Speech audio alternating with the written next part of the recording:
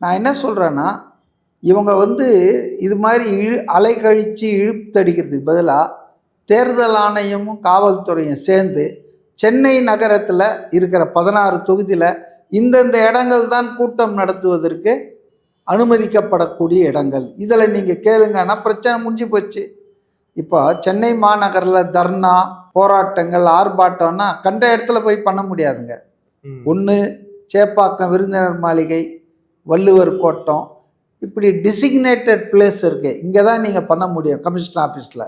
அது மாதிரி ஏன் இவங்க முன்கூட்டியே அரசியல் கட்சிகளுக்கு இப்போ அண்ணா நகர் தொகுதி அப்படின்னா அந்த தொகுதியில் 4 இடத்துல தான் பண்ண முடியும், நீங்கள் நினச்ச இடத்துல பண்ண முடியாது. அப்படின்னா இந்த கன்ஃபியூஷனை தவிர்க்கலாம்.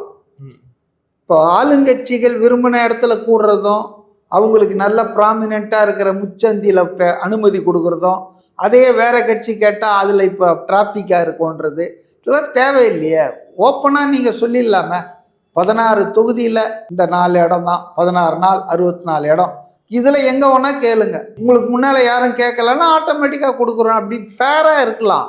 ஆனால் இவங்க கேட்பாங்களாம், அந்த இடத்த போய் அவங்க பார்ப்பாங்களாம், அங்கே ராத்திரியோட ராத்திரியாக கார்பரேஷன்காரன் பள்ளம் தோண்டுவானா, கேட்டால் குடிநீர் வழுங்கல் தண்ணீர் ரிப்பேர்னுவானா. இந்த காக்கன் புல் ஸ்டோரிஸ் எதுக்கு தேவை? தேர்தல் நடக்குது 5 வருஷத்துக்கு ஒரு வாட்டி, தேர்தல் விதிமுறைகள் எல்லாருக்கும் தெரியும். அப்போ நீங்களே ரெடியாக சொல்லிட வேண்டியது தானே.